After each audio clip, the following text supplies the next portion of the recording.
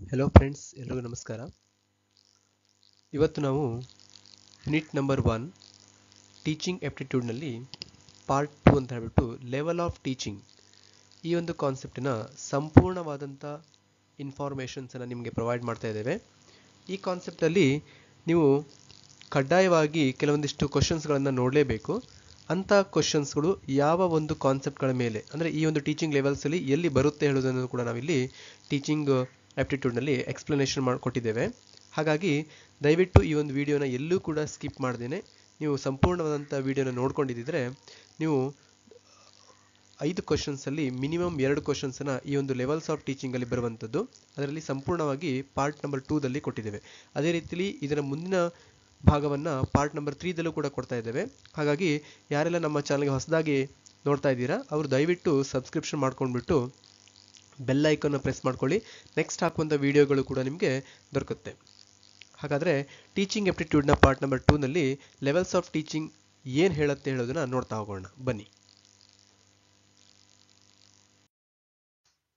Next concept is levels of teaching. See here, teachers teach students at 3 levels. They have to keep in mind about the developmental stages of the learners so that desired educational objectives can be achieved. ಇಲ್ಲಿ ಏನು ಹೇಳ್ತೀವಿ ಅಂತಾರೆ, levels of teaching ಮಾಡುವಾಗ 3 levels ನಾವು ಟೀಚಿಂಗ್ನ ಮಾಡಬೇಕಾಗುತ್ತೆ. ಅದು ವಿದ್ಯಾರ್ಥಿ ಅಥವಾ ಒಬ್ಬ ಸ್ಟೂಡೆಂಟ್ಸ್ ಮೇಲೆ ಡಿಪೆಂಡ್ ಆಗಿರುತ್ತೆ. ಸೊ ವಿದ್ಯಾರ್ಥಿ ಯಾವ ಬೆಳವಣಿಗೆ ಹಂತದಲ್ಲಿದ್ದಾನೆ ಎಂಬುದರ ಮೇಲೆ ನಿಂತಿರುತ್ತೆ. ಸೊ ಪ್ರತಿ ವಿದ್ಯಾರ್ಥಿಯು ಕೂಡ ವಿಭಿನ್ನ ಹಂತಗಳಲ್ಲಿ ಆಲೋಚನಾ ಶಕ್ತಿಗಳನ್ನು ಹೊಂದಿರ್ತಾರೆ. ಹಾಗಾಗಿ ವಿದ್ಯಾರ್ಥಿಯ ಮಾನಸಿಕ, ಬೌದ್ಧಿಕ ಹಾಗೂ ಶಾರೀರಿಕ ಬೆಳವಣಿಗೆಗೆ ಇದು ಸಂಭವಿಸಿರ್ತದೆ. ಈ ಬೆಳವಣಿಗೆ ಹಂತವನ್ನು ಗುರುತಿಸದೆ ಶಿಕ್ಷಣದ ಉದ್ದೇಶಗಳನ್ನು ಹೇರಿದರೆ ಅವು ಫಲಕಾರಿಯಾಗೋದಕ್ಕೆ ಆಗೋದಿಲ್ಲ. ಹಾಗಾಗಿ ನಾವು 3 ರೀತಿಯಾದಂಥ ಒಂದು ಲೆವೆಲ್ಸ್ಗಳಲ್ಲಿ ನೋಡ್ತೇವೆ. ಮೊದಲನೇದಾಗಿ ಮೆಮೊರಿ ಲೆವೆಲ್.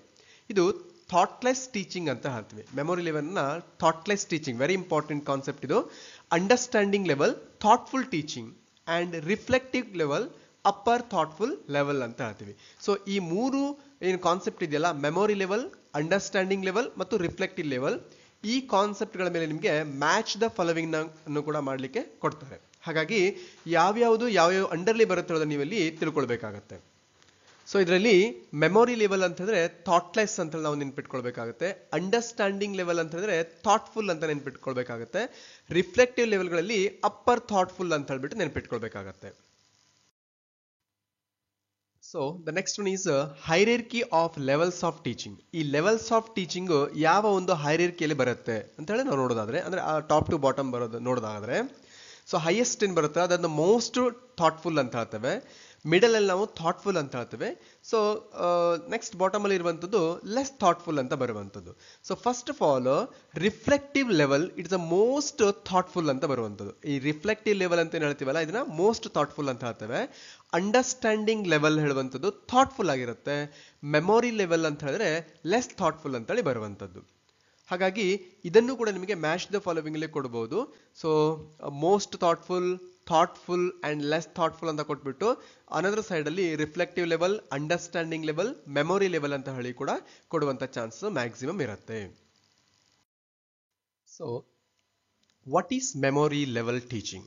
ಹಾಗಾದ್ರೆ ನಾವು ಮೆಮೊರಿ ಲೆವೆಲ್ ಟೀಚಿಂಗ್ ಅಂತ ಹೇಳಿದ್ರೆ ಏನು ಅಂತ ನೋಡೋದಾದ್ರೆ, it is the most basic level of teaching where the focus is on memorization ಅಂತ ಹೇಳ್ತೀವಿ ನಾವಲ್ಲಿ. ಅಂದರೆ ಟೋಟಲಿ ನಾವು ಮೆಮೊರಿ ಲೆವೆಲ್ ಟೀಚಿಂಗ್ ಅಂತಂದರೆ ಸ್ಮರಣ ಶಕ್ತಿಯ ಮಟ್ಟದ ಬೋಧನೆ ಅಂತೇಳಿ. ಸ್ಮರಣ ಶಕ್ತಿ ಅಂದರೆ ನಾವು ನೆನ್ಪಿಟ್ಕೊಳ್ಬೇಕಾಗಿರುವಂಥದ್ದು. ಇದರಲ್ಲಿ ವಿದ್ಯಾರ್ಥಿಗಳು ಏನು ಮಾಡ್ತಾರೆ, ವಿಷಯವನ್ನು ಮೆಮೊರೈಸ್ ಮಾಡ್ತಾ ಇರ್ತಾರೆ, ನೆನ್ಪಿಟ್ಕೊಳ್ತಾ ಹೋಗ್ತಾರೆ. ಅಂತಹ ಒಂದು ಬೋಧನೆಯನ್ನು ಅಥವಾ ಅಂಥ ಒಂದು ಟೀಚಿಂಗ್ಗಳನ್ನ ನಾವಿಲ್ಲಿ ಮೆಮೊರಿ ಲೆವೆಲ್ ಟೀಚಿಂಗ್ ಅಂತ ಹೇಳ್ತೀವಿ. ಉದ್ದೇಶ, ಅಬ್ಜೆಕ್ಟ್ ಏನಂತಂದ್ರೆ to impart information or knowledge. So maximum ಅವರಿಗೆ ನಾಲೆಜ್ಗಳನ್ನ ಇಲ್ಲಿ ಪ್ರೊವೈಡ್ ಮಾಡ್ತಾ ಹೋಗುವಂಥದ್ದಾಗಿರುತ್ತೆ. So this are all the memory level teaching. ಇಲ್ಲಿ ಮೆಮೊರಿ ಲೆವೆಲ್ ಟೀಚಿಂಗ್ಗಳ ಬಗ್ಗೆ ನಾವು ನೋಡ್ತಾ ಹೋಗೋದಾದ್ರೆ, first of all it is useful in lower classes. ನಾವು ನೋಡೋದಾದ್ರೆ ತುಂಬ ಪ್ರೈಮರಿ ಲೆವೆಲ್ಗಳಲ್ಲಿ ಈ ಮೆಮೊರಿ ಲೆವೆಲ್ ಕ್ಲಾಸಸ್ಗಳನ್ನು ನಾವು ನೋಡ್ತೇವೆ. ಸಾಮಾನ್ಯವಾಗಿ ನಾವು LKG UKGಗಳಲ್ಲಿ ತುಂಬ ನೆನ್ಪಿಟ್ಕೊಳ್ಬೇಕಾಗಿರುವಂತಹ ಒಂದು ವಿಷಯಗಳನ್ನು ಹೇಳ್ತಾ ಹೋಗ್ತೇವೆ, ಕಥೆಗಳನ್ನು ಹೇಳ್ತೀವಲ್ಲ. ಸೊ ಏನಾಗುತ್ತದು ಮೆಮೊರಿ ಲೆವೆಲ್ ಉಳ್ಕೊಳ್ತಾ ಹೋಗುತ್ತೆ.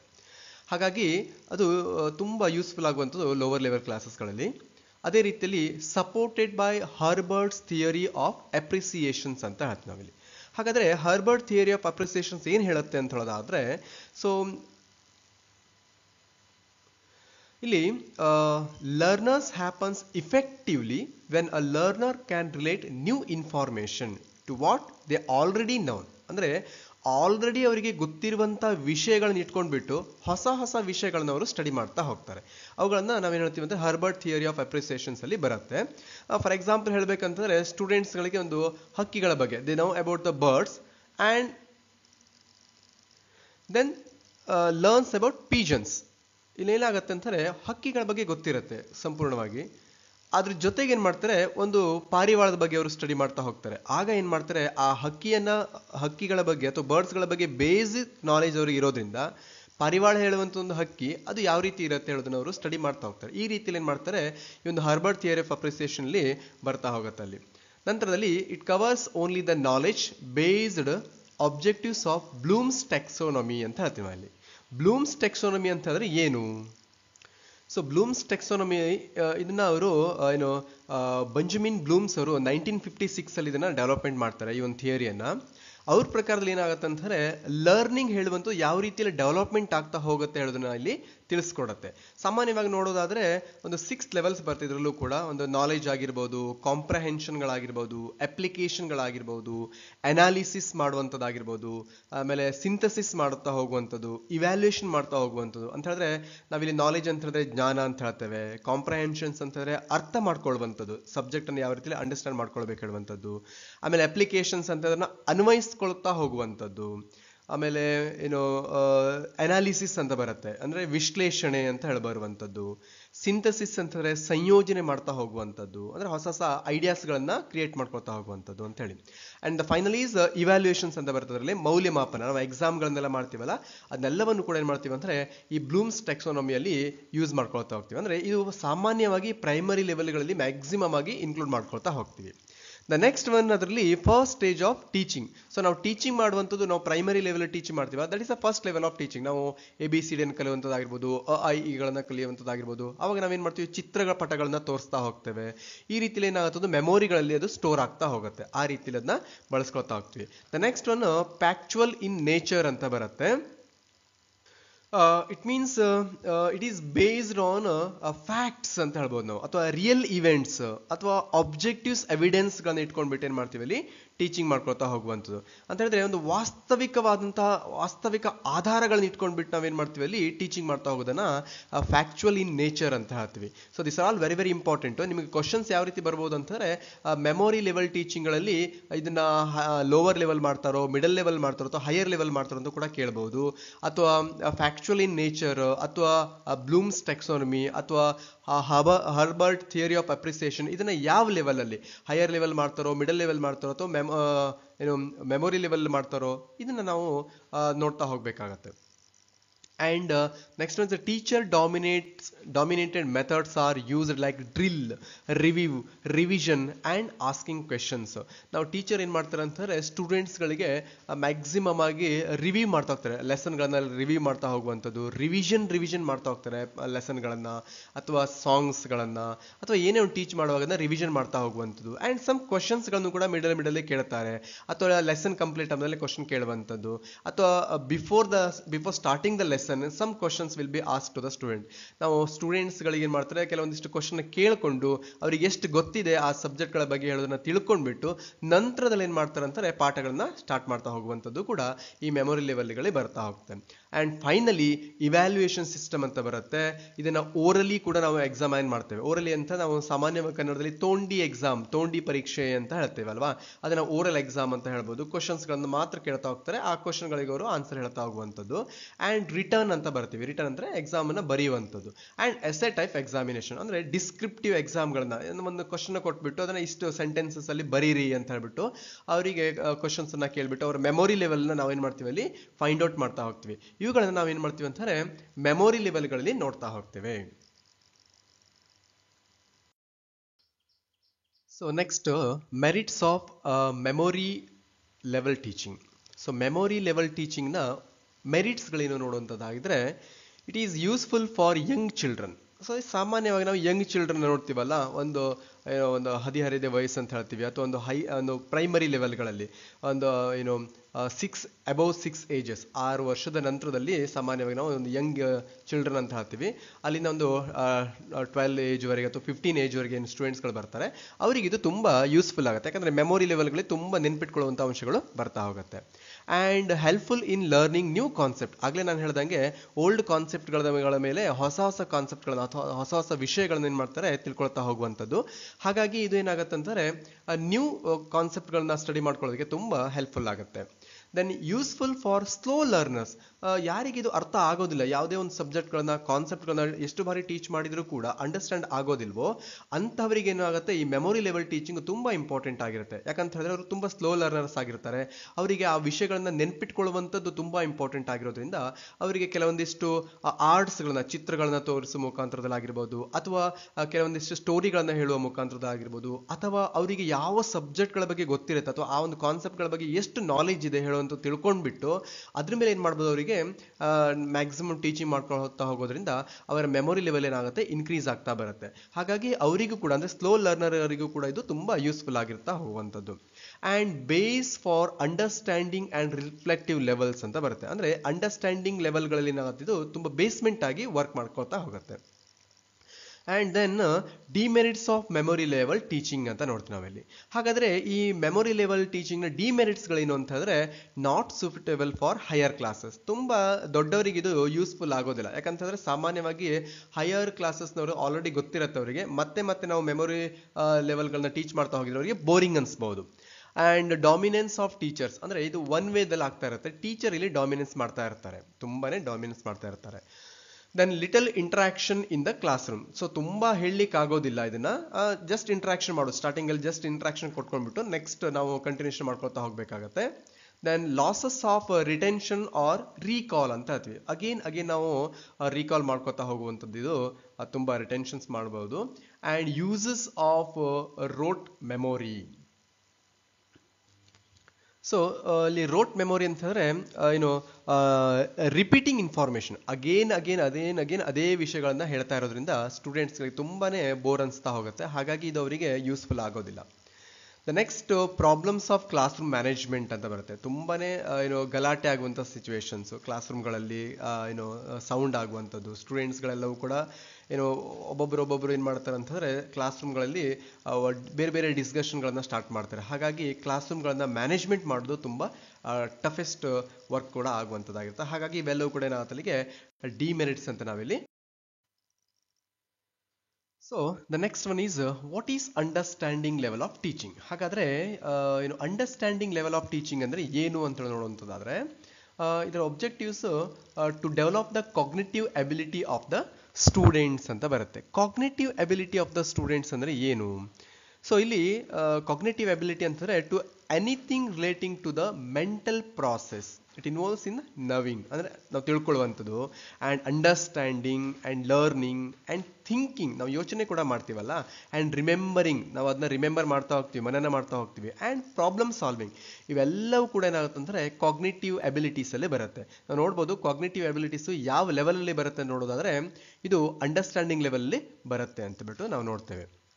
ಹಾಗಾಗಿ ಈ ಒಂದು ಅಂಡರ್ಸ್ಟ್ಯಾಂಡಿಂಗ್ ಲೆವೆಲ್ಗಳಲ್ಲಿ ಬರುವಂಥ ಕೆಲವೊಂದು ಪಾಯಿಂಟ್ಸ್ಗಳನ್ನು ನೋಡುವಂಥದ್ದಾಗಿದ್ರೆ, understanding level of teaching explain pupils about the relationship between principles and facts ಅಂತ ಬರುತ್ತಲ್ಲಿ. ಸೊ ನಾವಿಲ್ಲಿ ಪ್ರಿನ್ಸಿಪಲ್ಸ್, ನಾವು ಯಾವ ತತ್ವಗಳನ್ನ ಅಳವಡಿಸ್ಕೊಳ್ತಾ ಇರ್ತೇವೆ, ರೂಲ್ಸ್ಗಳನ್ನ ಅಳವಡಿಸ್ಕೊಳ್ತಾ ಇರ್ತೇವೆ, ಮತ್ತು ರಿಯಾಲಿಟಿಗಳು ಏನಿದೆ, ಫ್ಯಾಕ್ಟ್ಸ್ ಯಾವ ರೀತಿ ಇದೆ, ಇವುಗಳ ಬಗ್ಗೆ ನಾವೇನು ಮಾಡ್ತೀವಿ ಅಂತ ರಿಲೇಶನ್ಶಿಪ್ ನಾವಿಲ್ಲಿ ಸ್ಟಡಿ ಮಾಡ್ತೇವೆ. ಏನು ಸಂಬಂಧ ಇದೆ ರಿಯಾಲಿಟಿಗೂ ಮತ್ತು ಪ್ರಿನ್ಸಿಪಲ್ಸ್ಗಳಿಗೂ ಕೂಡ ಏನು ಸಂಬಂಧ ಇದೆ ಹೇಳುವಂಥದ್ದು ನಾವಿಲ್ಲಿ ನೋಡ್ತಾ ಹೋಗ್ತೇವೆ. ಅದೇ ರೀತಿಯಲ್ಲಿ ಇಟ್ ಆಲ್ಸೋ ಲೆಟ್ ಸ್ಟೂಡೆಂಟ್ಸ್ ನಾವು where these principles are applicable. So ಏನು ರೂಲ್ಸ್ ರೆಗ್ಯುಲೇಷನ್ಗಳನ್ನ ಮಾಡಿರ್ತಾರೆ ಅಥವಾ ಪ್ರಿನ್ಸಿಪಲ್ಸ್ಗಳನ್ನ ಮಾಡಿರ್ತಾರೆ, ಈ ಪ್ರಿನ್ಸಿಪಲ್ಸ್ಗಳು ಎಲ್ಲಿ ಅಪ್ಲಿಕೇಬಲ್ ಆಗತ್ತೆ ಹೇಳುವಂಥದ್ದನ್ನ ಸ್ಟೂಡೆಂಟ್ಸ್ ಇಲ್ಲಿ ತಿಳ್ಕೊಳ್ತಾರೆ. ಓಕೆ, ನಾವು ಕೆಲವೊಂದಿಷ್ಟು ಫಾರ್ಮುಲಾಗಳನ್ನ ನೋಡ್ತೀವಲ್ಲ, ಈ ಫಾರ್ಮುಲಾಗಳನ್ನ ಎಲ್ಲಿ ಅಪ್ಲೈ ಮಾಡಬೇಕು, ಸ್ಟ್ಯಾಟಿಸ್ಟಿಕಲ್ ಫಾರ್ಮುಲಾಗಳಾಗಿರ್ಬೋದು ಅಥವಾ ಮ್ಯಾಥಮೆಟಿಕಲ್ ಫಾರ್ಮುಲಾಗಳಾಗಿರ್ಬೋದು, ಎಲ್ಲಿ ಅಪ್ಲಿಕೇಬಲ್ ಮಾಡಬೇಕು, ಯಾವಾಗ ಅಪ್ಲಿಕೇಬಲ್ ಮಾಡಬೇಕು ಹೇಳುವಂತ ನಾವಿಲ್ಲಿ ತಿಳ್ಕೊಳ್ತಾ ಹೋಗ್ತೀವಲ್ಲ, ಅದನ್ನ ನಾವಿಲ್ಲಿ ನೋಡ್ತಾ ಹೋಗ್ಬೋದು. ಇದನ್ನ ಅಂಡರ್ಸ್ಟ್ಯಾಂಡಿಂಗ್ ಲೆವೆಲ್ ನಾವು ತಿಳ್ಕೊಳ್ತೇವೆ. ಅದೇ ರೀತಿಲಿ it comes between memory level and reflective level. ನಾವು ಸ್ಟಾರ್ಟಿಂಗ್ ಅಲ್ಲಿ ನೋಡಿರುವಂತದ್ದು ಮೆಮೊರಿ ಲೆವೆಲ್ ಅಂಡ್ ಫೈನಲಿ ನೋಡಬೇಕಾಗಿರುವಂತದ್ದು ರಿಫ್ಲೆಕ್ಟಿವ್ ಲೆವೆಲ್ ಆಗಿರುತ್ತೆ. ಇದು ಎರಡರ ಮಧ್ಯದಲ್ಲಿ ಏನಾಗುತ್ತೆ ಅಂತಂದ್ರೆ ಅಂಡರ್ಸ್ಟ್ಯಾಂಡಿಂಗ್ ಲೆವೆಲ್ಗಳು ಸ್ಟ್ಯಾಂಡ್ ಆಗಿರುತ್ತದೆ. ಅದೇ ರೀತಿಯಲ್ಲಿ understanding means to comprehend, to grasp and to have knowledge of, to learn and interpret and to infer etc ಅಂತ ಬರುತ್ತೆ ಇಲ್ಲಿ. So understanding means to comprehend ಅಂತ ಹೇಳ್ತೀವಿ. ಕಾಂಪ್ರಹೆಂಡ್ ಅಂತ ಹೇಳಿದ್ರೆ ಏನು ಅಂದ್ರೆ ಅರ್ಥ ಮಾಡ್ಕೊಳ್ಳುವಂಥದ್ದು ಅಥವಾ ಗ್ರಹಿಸುವಂಥದ್ದು ಅಂತ ಹೇಳ್ತೀವಿ ನಾವಿಲ್ಲಿ ಅಲ್ವಾ. ಆ್ಯಂಡ್ ಟು ಗ್ರಾಸ್ಪ್ ಅಂತ ಹೇಳ್ತೀವಿ, ನಾವು ಅದನ್ನ ಮತ್ತೆ ಮತ್ತೆ ಗ್ರಹಿಸುವಂಥದ್ದು ಅಥವಾ ಯಾವುದೊಂದು ಸಬ್ಜೆಕ್ಟ್ಗಳನ್ನ ತುಂಬ ಮೈಂಡಲ್ಲಿ ಹಿಡಿದಿಟ್ಕೊಳ್ಳುವಂಥದ್ದು ಅಂತ ಹೇಳ್ತೀವಿ. And to have knowledge of, to learn ತಿಳ್ಕೊಳ್ಳುವಂಥದ್ದು. ಆ್ಯಂಡ್ ಟು ಇಂಟರ್ಪ್ರೆಟ್ ಅಂತ ಬೀಳುತ್ತೆ. ಇಂಟರ್ಪ್ರೆಟ್ ಅಂತಂದರೆ ಸೊ ಅದನ್ನ ವ್ಯಾಖ್ಯಾನ ಮಾಡ್ಕೊಳ್ತಾ ಹೋಗುವಂಥದ್ದು, ಅಂದರೆ ಅದನ್ನ ಪುನಃ ಮತ್ತೆ ನಾವು ಅದನ್ನ ರೀ ಎಕ್ಸ್ಪ್ಲನೇಷನ್ ತಿಳ್ಕೊಳ್ತಾ ಹೋಗುವಂಥದ್ದು. ಆ್ಯಂಡ್ ಇನ್ಫರ್ ಅಂತ ಕೂಡ ಬರುತ್ತೆ. ಸೊ ಡ್ರಾ ಕನ್ಕ್ಲೂಷನ್, ಫೈನಲಿ ಏನು ಕನ್ಕ್ಲೂಷನ್ ನಾವು ತಿಳ್ಕೊಳ್ತೀವಿ ಹೇಳೋದಂತ ನಾವಿಲ್ಲಿ ಇನ್ಫರ್ ಅಂತ ಹೇಳ್ತೀವಿ. ಸೊ ಟೋಟಲಿ ಇದೆಲ್ಲವೂ ಕೂಡ ಏನಾಗುತ್ತೆ ಅಂಡರ್ಸ್ಟ್ಯಾಂಡಿಂಗ್ ಲೆವೆಲ್ಲಿ ಬರುತ್ತೆ.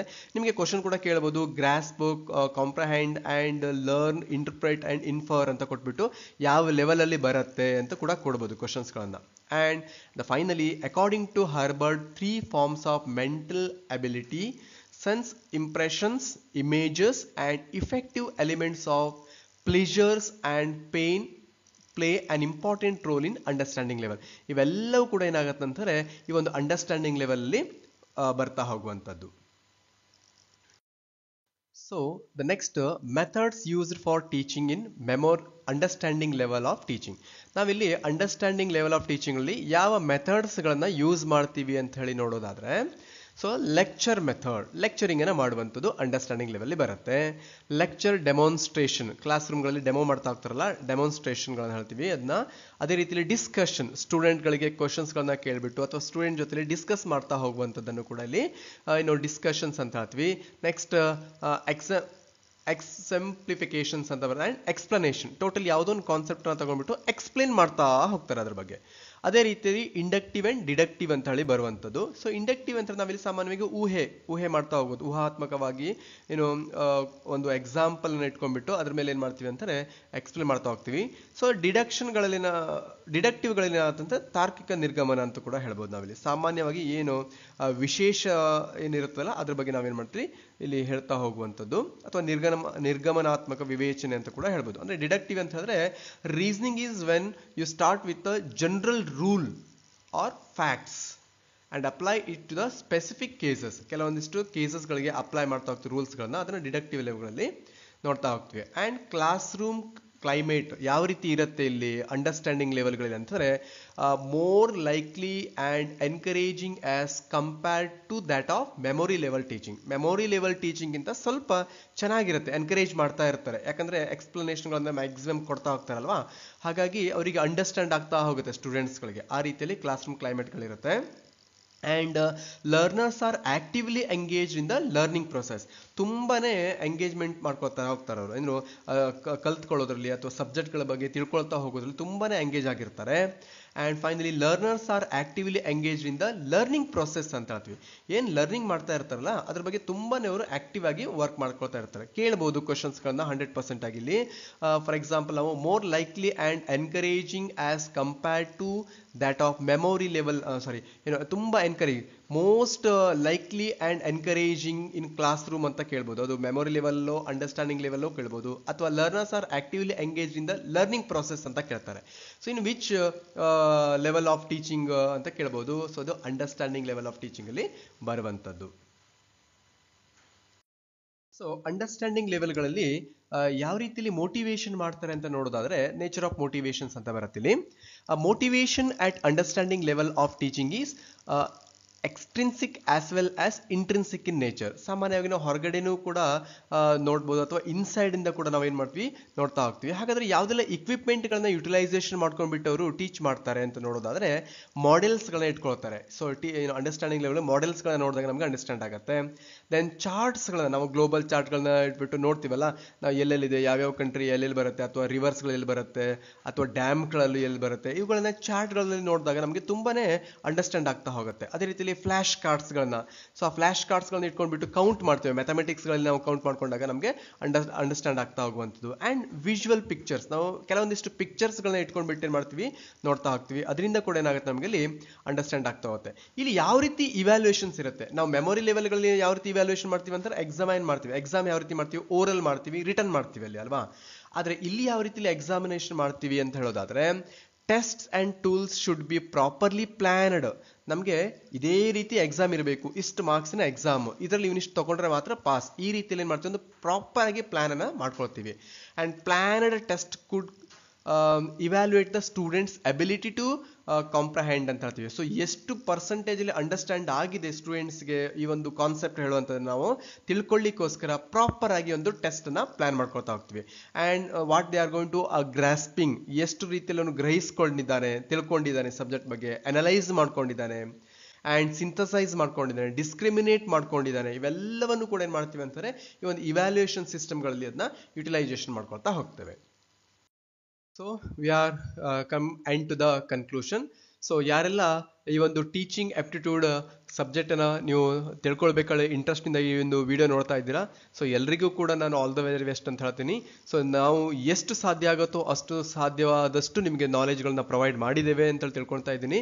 ಹಾಗೆ ಈ ಒಂದು ಟೀಚಿಂಗ್ ಆಪ್ಟಿಟ್ಯೂಡ್ಗಳ ಮೇಲೆ ನೆಕ್ಸ್ಟ್ ವಿಡಿಯೋಗಳಲ್ಲಿ ನಾನು ನಿಮಗೆ ಕ್ವಶನ್ ಅಂಡ್ ಆನ್ಸರ್ಗಳನ್ನ, ಯಾವ ರೀತಿ ಕ್ವಶನ್ಗಳು ಬರುತ್ತೆ ಮತ್ತು ಅದಕ್ಕೆ ಯಾವ ರೀತಿ ಆನ್ಸರ್ ಇರುತ್ತೆ ಹೇಳೋದನ್ನು ಕೂಡ ನಮಗೆ ಪ್ರೊವೈಡ್ ಮಾಡ್ತೇನೆ. ಟೋಟಲ್ 50 ಕ್ವಶನ್ಸ್ ಅಲ್ಲಿ ನಿಮಗೆ 5 ಕ್ವಶನ್ ಟೀಚಿಂಗ್ ಆಪ್ಟಿಟ್ಯೂಡ್ಗಳ ಮೇಲೆ ಇರುತ್ತೆ. ಆ 5 ಕ್ವಶನ್ಗೆ ನೀವು 100% ಆನ್ಸರ್ ಮಾಡುವಂತ ಒಂದು ನಾಲೆಜ್ ಅನ್ನ ಪ್ರೊವೈಡ್ ಮಾಡಿದ್ದೀನಿ. ಈ ಒಂದು ವಿಡಿಯೋನ ಕರೆಕ್ಟ್ ಆಗಿ ನೀವು ರಿಪೀಟ್ ನೋಡ್ಕೊಂಡಿದ್ರೆ, ಇಲ್ಲಿ ಬರುವಂತ ಎಲ್ಲ ಒಂದು ಕಾನ್ಸೆಪ್ಟ್ ನೀವು ಅಂಡರ್ಸ್ಟ್ಯಾಂಡ್ ಮಾಡ್ಕೊಂಡಿದ್ರೆ 100% ನೀವು 5 ಕ್ವಶನ್ ಕರೆಕ್ಟ್ ಆಗಿ ಆನ್ಸರ್ನ ಮಾಡ್ತೀರಾ. ಸೊ ಯಾರೆಲ್ಲ ನಮ್ಮ ವಿಡಿಯೋನ ನೋಡ್ತಾ ಇದ್ದೀರಾ ದಯವಿಟ್ಟು ಸಬ್ಸ್ಕ್ರೈಬ್ ಮಾಡ್ಕೊಳ್ಳಿ ಮತ್ತು ಬೇರೆಯವರಿಗೂ ಕೂಡ ಈ ಒಂದು ವಿಡಿಯೋನ ಸೆಂಡ್ ಮಾಡಿ. ಮತ್ತೆ ಫ್ಯೂಚರಲ್ಲಿ ನಾವು ಮತ್ತು ವಿಡಿಯೋನ ಅಪ್ಲೋಡ್ ಮಾಡಿಬಿಟ್ಟು ನಿಮಗೆ ಮ್ಯಾಕ್ಸಿಮಮ್ ನಾಲೆಜನ್ನು ಪ್ರೊವೈಡ್ ಮಾಡೋದಕ್ಕೂ ಕೂಡ ಮಾಡ್ತಾ ಇದ್ದೇವೆ. ಹಾಗಾಗಿ ದಯವಿಟ್ಟು ನಮ್ಮ ಚಾನೆಲ್ನ ಸಬ್ಸ್ಕ್ರೈಬ್ ಮಾಡ್ಕೊಳ್ಳಿ ಮತ್ತು ಬೆಲ್ ಐಕಾನ್ನ ಪ್ರೆಸ್ ಮಾಡೋ ಮುಖಾಂತರದಲ್ಲಿ ಎಲ್ಲ ನೋಟಿಫಿಕೇಶನ್ಗಳನ್ನು ಕೂಡ ನೀವು ತಗೊಳ್ಬೇಕಂತ ಬಿಟ್ಟು ನಾನಲ್ಲಿ ತಿಳಿಸ್ಕೊಳ್ತಾ ಇದ್ದೀನಿ. So thank you one and all.